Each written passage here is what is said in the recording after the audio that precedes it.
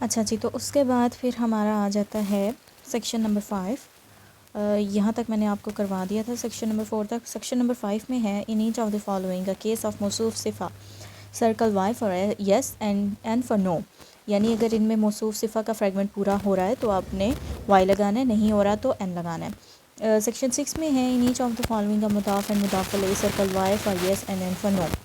मुदाफ़ and मुदाफ़ अलैहि इदाफ़ा के केस में आपने देखना है कि कहाँ पर हमारा वो वाला फ्रेगमेंट पूरा हो रहा है जहाँ पे हमने देखा था कि मुदाफ़ में अलिफ लाम नहीं आता और लाइट होता है, और जो हमारा मुदाफ़ अलैहि होता है वो जर के स्टेटस में होता है। या फिर कहीं पर ये भी देखना है कि कहीं ऐसा तो नहीं है कि कोई वो आ रहा हो साथ में स्पेशल मुदाफ़ आ रहा हो।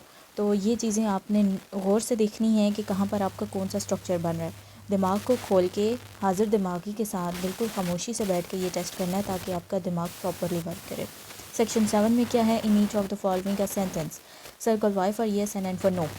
अच्छा, सेंटेंस के केस में हमने क्या पढ़ा था कि जब हमने वो किया था ना फ्रेगमेंट किया था इस्मुल इशारा एंड मशारून अलैहि वाला, तो उसमें क्या था कि अगर आ जाता है ना कोई इस्मुल इशारा और उसके बाद कोई वर्ड आता है जिसके साथ अलिफ लाम आ रहा हो तो फिर हम इज़ नहीं लगाते, और अगर अलिफ लाम नहीं आता तो हम इज़ लगाते हैं, और इज़ लगाने की वजह से हमारा सेंटेंस क्रिएट हो जाता है।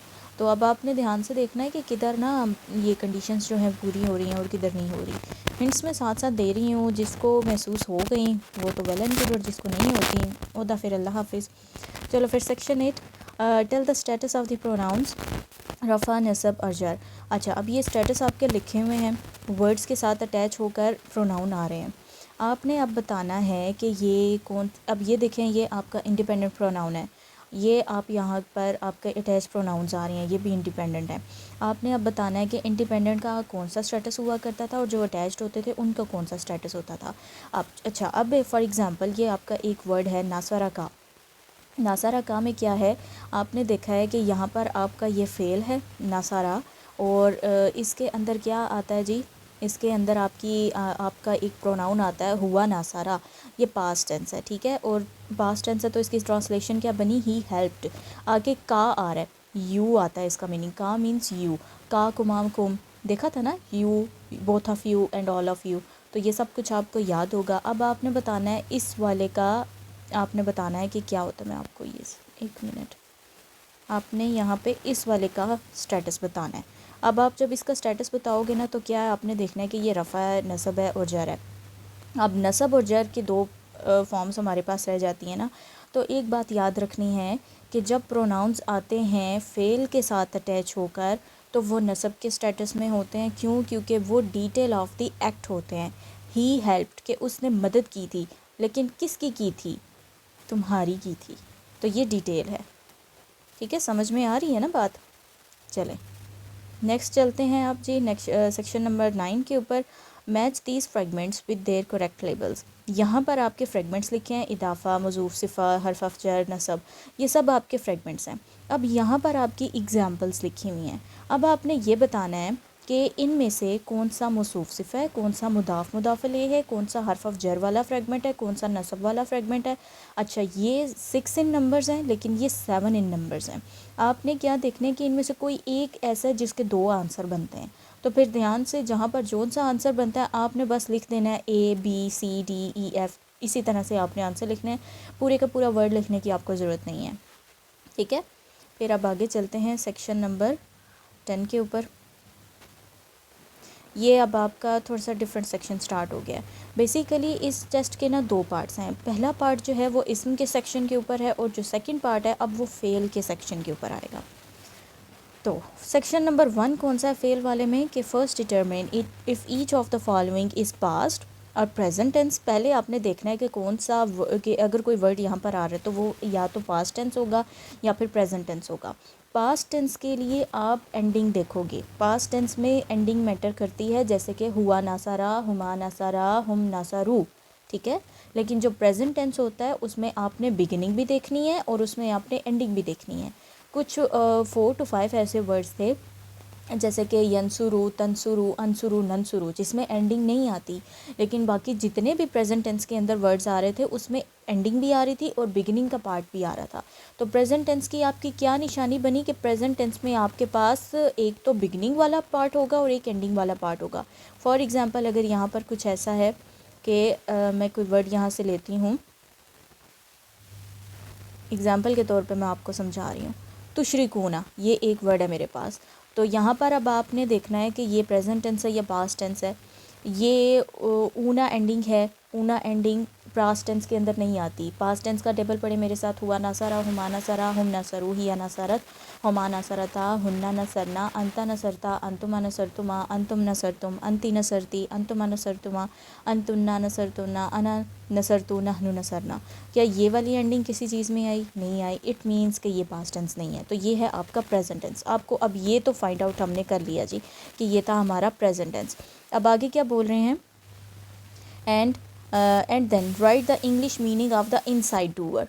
अब इनसाइड डूअर के बारे में बता रहे हैं कि उस वर्ड के अंदर जो डूअर है ना, आपने उसके बारे में बताना है। अब फॉर एग्जांपल ये था हमारा स्टार्टिंग और ये था हमारा ऊना एंडिंग। तो ता और ऊना कब आता है? जब हम सेकंड पर्सन की बात कर रहे होते हैं प्लूरल के केस में। और ये कौन से किस पैटर्न के ऊपर आ रहा है? तंसुरूना, तुशरिकूना, तंसुरूना। तो यहाँ पे क्या बनता, यहाँ पर बनता था कि ता से आपको पता चल गया कि यहाँ पर कौन सा मीनिंग है जी। यहाँ पर मीनिंग है यू, ठीक है। और ऊना एंडिंग से आपको पता चल गया कि यहाँ पर क्या आएगा? All of you. समझ में आ गई? All of you. अब आपसे यहाँ पर वो यही चीज़ पूछ रहे हैं, सॉरी एक मिनट, इधर ना आपसे वो यही चीज़ पूछ रहे हैं। Then write the English meaning of the inside door. अब ये वर्ड लिखा हुआ था तुशरिकूना।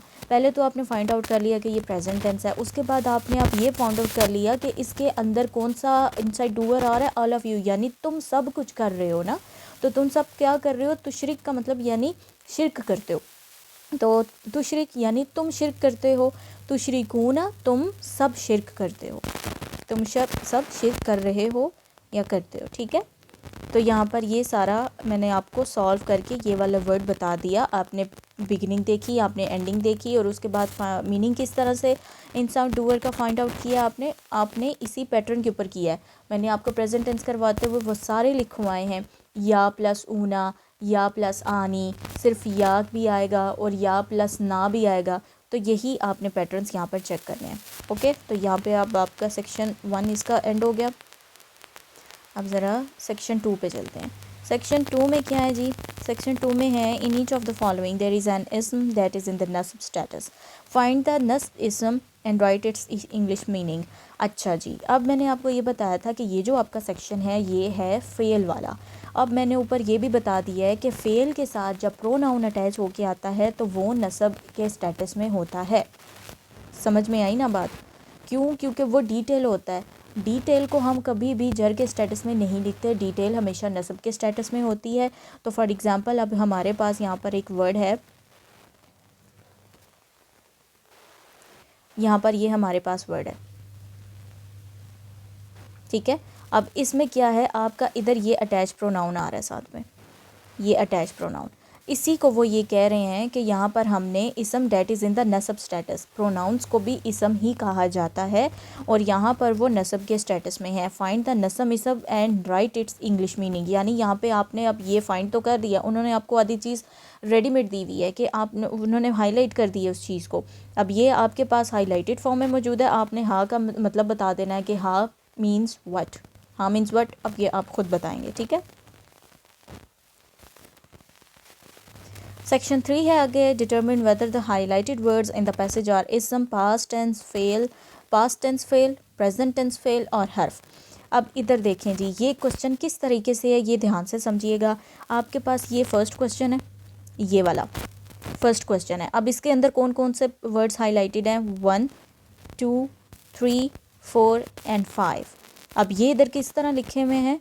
1A, 1B, 1C, 1D and 1E। ये कितने हो गए? ये 5 हो गया। तो ये जो आपका है ये है 1A।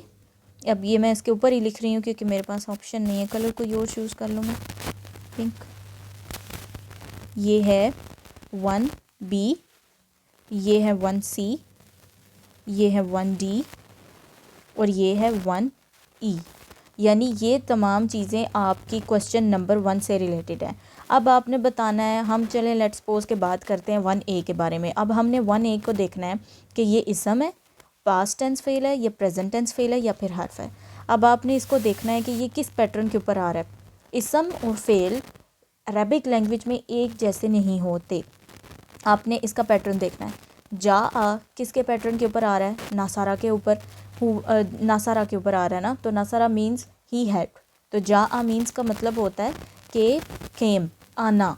तो इसका मतलब यही है कि जब वो आए आपके पास, जा आ आना। तो यहाँ पर अब आपके पास कौन सा होगा, या तो ये पास्ट टेंस होगा या प्रेजेंट टेंस होगा। तो अब आपने यहाँ पे ये फाइंड आउट कर लिया कि ये पास्ट टेंस है, ये प्रेजेंट टेंस नहीं है, क्योंकि इसकी बिगनिंग और एंडिंग प्रेजेंट टेंस से मैच नहीं कर रही, ये पास्ट टेंस से मैच कर रही है, ठीक है। और इसम की जो कैटेगरीज हैं उसके साथ भी ये मुस्लिमुन, मुस्लिमान, इसम में बेसिकली आपका ये होता है कि आपके पास तनवीन आ रही होती है, और प्रेजेंट टेंस और पास्ट टेंस के अंदर आपके पास तनवीन नहीं है। और ये भी आपके पास एक और होगा कि अगर कोई इसम है, जैसे कि इसम के स्टार्ट में अलिफ लाम भी आता है और तनवीन हट जाती है, लेकिन आपके प्रेजेंट टेंस में और पास्ट टेंस में अलिफ लाम के साथ वर्ड्स नहीं आ रहे, ठीक है, तो ये भी निशानियाँ होंगी। और हर्फ जो मैंने आपको करवाए हुए हैं, हर्फ ऑफ नसब, हर्फ ऑफ जर और लाइट हर्फ और लाइटेस्ट हर्फ, इन सब के बारे में आपको पता है। इसी तरीके से फिर ये सेकंड क्वेश्चन होगा, सेकंड नंबर वाला, इसके कौन से होंगे, 2A 2B 2C and 2D। इसी तरीके से यहाँ पे ये लिखे हुए हैं 2A 2B 2C and 2D। इसी तरह फिर 3 वाला स्टार्ट हो जाएगा, 3A and 3B, 3A and 3B। फिर 4 वाला 4A 4B 4A 4B and 5A and 5B 5A and 5B। इसी तरीके से आप इनको फाइंड आउट करेंगे और फिर आपने आंसर्स दे देने हैं। चले जी, सेक्शन नंबर 4 है। अब सेक्शन नंबर 4 में क्या है कि match the detail from the left column to a suitable replacement from the left right column, only place the letter of the answer. अच्छा, अब इसमें क्या बता रहे हैं, डिटेल कौन सी है, अटैच प्रोनाउंस।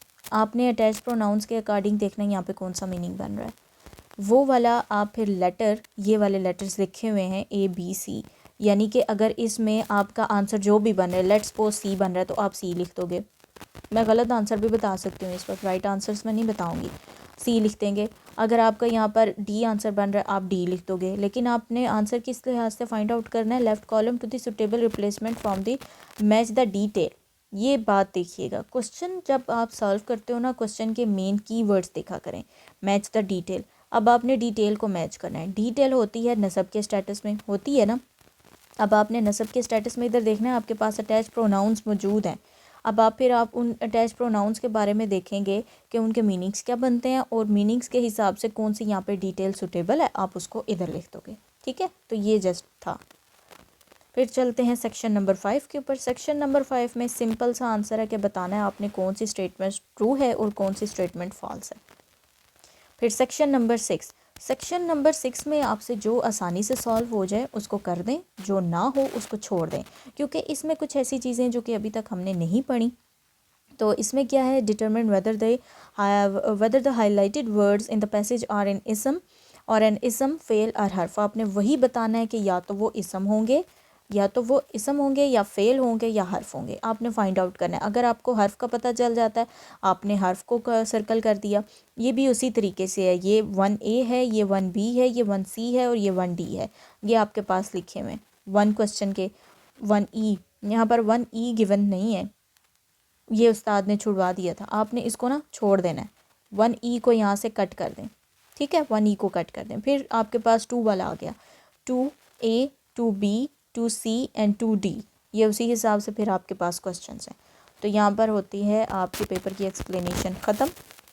अब आप इसको सॉल्व करेंगे और फिर इंशाल्लाह मंडे तक आपके पास टाइम है, शाम 7 बजे से लेके रात 12 बजे तक चैट ऑन रहेगी। आपने उसी दौरान ही टेस्ट अटैम्प्ट करना है और फिर आपने टेस्ट को सेंड कर देना है। इसका मतलब ये नहीं है कि आपने उन्हीं घंटों के अंदर करना है। अभी आपके पास संडे का भी टाइम है, संडे की रात है, मंडे का दिन है। आराम से सुकून से बैठ के अपने टेस्ट को करें और उसके बाद चैट जब ऑन होगी तो उस वक्त आपका काम सिर्फ ये होना चाहिए कि अपने डॉक्यूमेंट को सेंड कर दें, ताकि बाद में मुझे कोई ये एक्सक्यूज़ ना दें, मैम गेस्ट आ गए थे, मैम कहीं जाना पड़ गया था, मैम तबीयत ख़राब हो गई थी, क्योंकि मैं एक्सक्यूज़ एक्सेप्ट नहीं करूँगी। आपको मैंने टाइम दिया है और अच्छा खासा दिया है, उस टाइम पीरियड में भी अगर आप लापरवाही करते हैं तो नॉन सीरियस एटीट्यूड मैंने अपने स्टूडेंट्स का नहीं होने देना। You have to be responsible. तो यहाँ पर आपकी ये क्लास होती है एंड, और अल्लाह ताला आप सबके लिए आसानी पैदा करे। जज़ाकुमुल्लाह खैर फ़ी अमानिल्लाह।